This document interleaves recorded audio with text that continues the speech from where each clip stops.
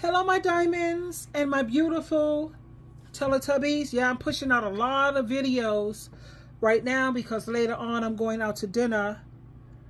Me and my roommate. See, that's the beauty of having a roommate. You get to hang out. They clean up behind themselves. They pay the rent on time. Life is so beautiful. So me and my roommate, we're going to go out to dinner later on. So that's why I'm getting a lot of these videos out right now. Like I said, man, having a roommate is so much better than a husband because you still have your peace. I can still make all the progress as you see I'm making. I'm writing my second book, Undisturbed. I have joy. I have so much energy and I have freedom. And that's the beauty of having a roommate rather than a ball and chain. Like I said, the lifestyle that I admire is the Delaney sister lifestyle. Having, I'll say, I even bought the book. You could watch the movie on YouTube. It's free. Having, I'll say, the Delaney sisters, they lived to be 104 and 109. So if there's any lifestyle that I would choose to be, I want my life like that. That's the lifestyle that I want. Awesome. Anyway, let me share this with you. And this is, a woman should never be a prisoner in her own home. And what to do when a man threatens you. I need you to wake up and I need you to listen closely. Let me share this clip with you from one of my favorite content creators. I totally love him. He has this country way about himself. At the same time, he speaks truth. He's married. I love the fact that he brings his wife. He shows pictures of him and her on his social media, you know, and you have some marriages that do work, like Joyce Myers. She has an amazing marriage. Priscilla Shirer, I love that marriage. Joel Osteen, him and his wife's marriage, you never see them all in the news and all kind of cray-cray. But anyway, let me share this with you. Like I said, he's one of my favorite content creators. Truth hurts. Deal with it. I love and respect this man so much. And, you know, I always send love to his wife. You know, I'm not being disrespectful at all. But what he has to say is facts. Let's listen in. Ladies, don't be a prisoner in your home. That man that had you so scared to leave, he will threaten you. He'll beat you, manipulate you, verbally abuse you so bad. He'll call you ugly. You don't even feel pretty no more. You scared to go to your mama, scared to go to your sister, scared to go to your dad. You would just stay at home. I don't want to go out. Your friends having fun, they free. But you're a prisoner in your house. You're a prisoner in your mind. Because every time somebody trying to help you, you turn them away. Because you're afraid that if I leave this house, where am I going to go when I ain't got no money to go? You can't even work. You ain't even strong enough to walk outside your house and be free. Because he's looking for you. He put you on a time schedule. You better be home before 5. You go to the store, you better come back. He timing you. Then when he get home, he don't want to talk to you. It's like you a little child to him. You know, you talk when he said talk. You get up when he say get up. Don't let a man make you so weak that you ain't strong enough to run out that door. At the first sign of a lie, first sign of cheating, first sign of verbal abuse, first sign he hits you, it is over. Be done. Yep. Open your mind up. Hello. God will send so many people to try to help you, but you got to help yourself. Thank you. Everybody can tell you something right, but you got to think right. But if you keep on blocking your brain and keeping everybody from helping you, you'll never get away from them. The truth hurts. Ladies, don't be a prisoner in your home. I agree with this message 100,000,000,000%. No woman should ever live in fear in her own home. Your home is supposed to be your peace, your safe haven, your sanctuary, not a prison, not a battlefield, and certainly not a place where you have to walk, you have to talk on eggshells, fearing the hands or the rage of a man who says he loves you, yet he always threatens to harm you or he treats you badly. I can't do it, child. I was married 2.5 times, and you cheat on me, I'm one and done with that. My first marriage, he cheated on me once, but I was a virgin when I married him. You know, you're supposed to do it right. You have your children with marriage, and you give your virginity to your husband. I did it like that, followed the protocol and all the above. He cheated on me, and I gave him a second chance because I was a virgin. I was green, you know, raised as a Jehovah's Witness and whatever. And then he did it to me again twice. And that came from bad association spoils good habits and ruins your character. He started hanging out with his uncle, and it just didn't work. Before his uncle came to town, our marriage was awesome. I would have still been married to that man. He was good financially. He gave me his whole paycheck so I could run the household, of course. And he trusted me. He used to put the money in the treasure, whatever chest that we had, with this pay stub. He spoiled me rotten when it came to how a man is supposed to treat a woman financially. He was an amazing husband. He was a Scorpio. I had the Scorpio, both of his children, same dad, you know. Best husband ever. I don't have to tell you about the smacks with a Scorpio. That's like, what? It don't get no better.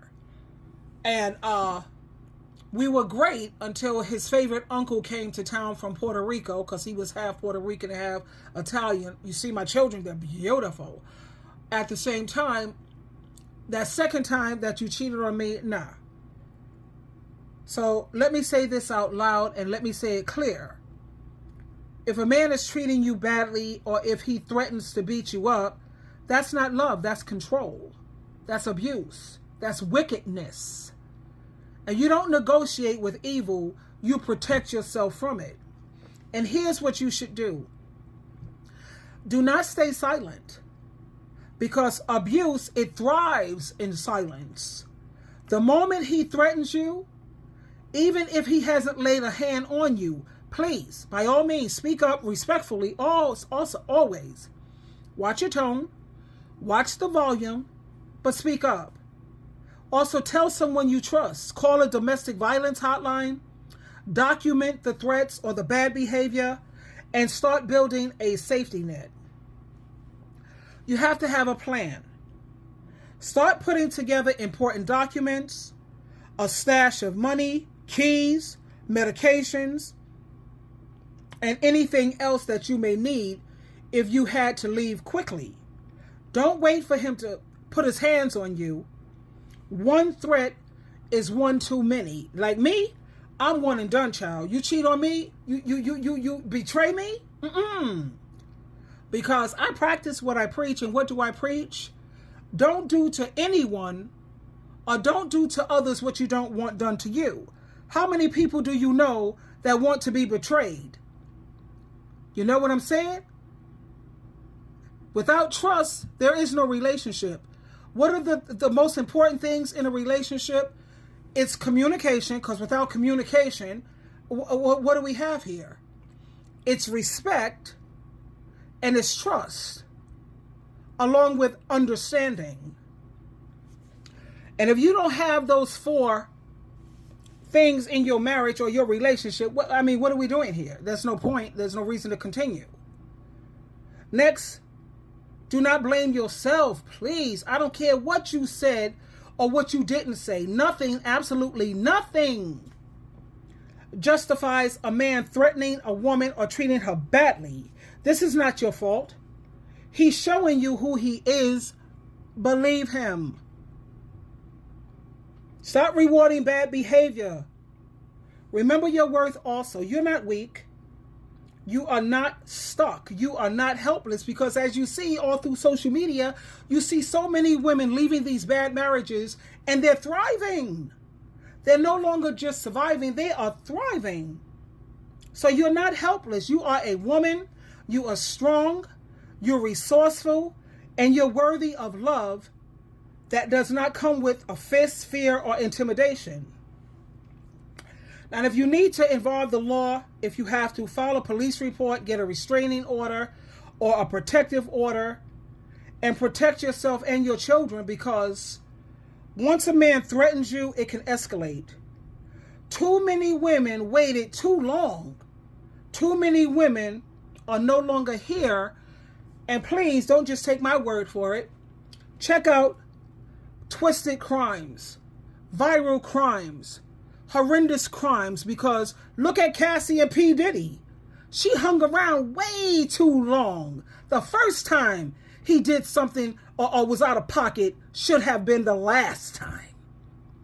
You asking me to do what exactly? What? Yeah. So ladies, let me tell you something that's real. The devil, he wants to keep you silent. He wants to keep you scared, and he wants to keep you suffering. But your great creator, Jehovah God and Jesus Christ, they want you to be safe, whole, and free. Proverbs chapter 4, verse 23 says, above all else, guard your heart, for everything you do flows from it.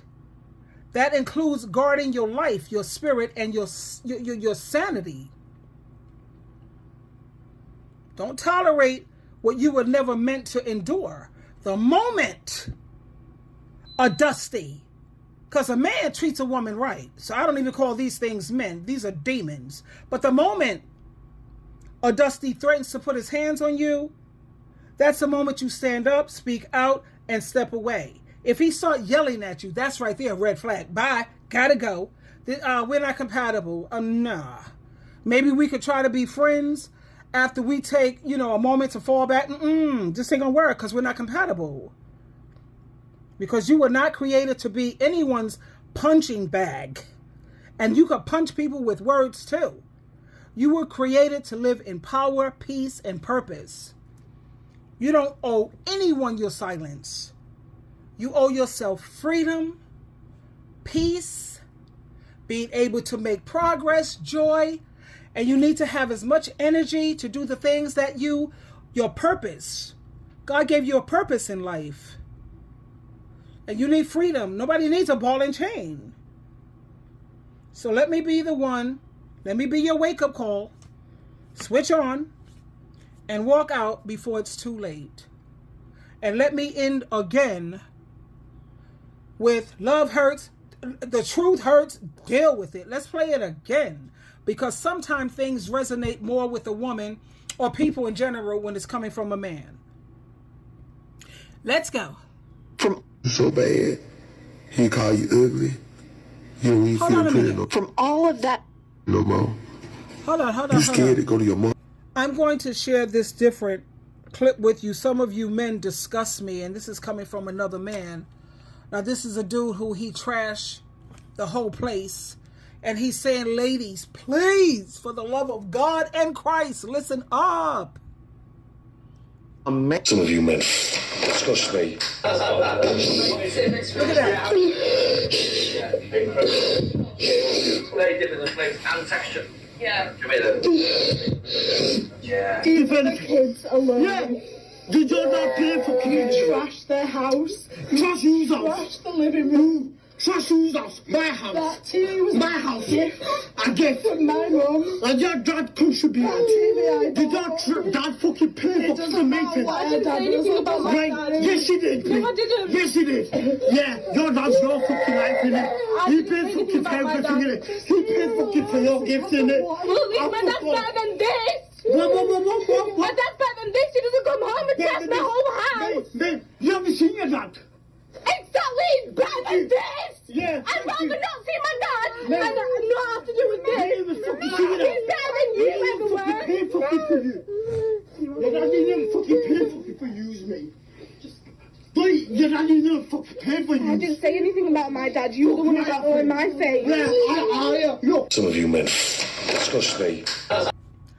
You have a lot of men who find this disgusting. Are all men like this? Abusive? No, they're not. They're not. You have a lot of men who do take God and Christ seriously.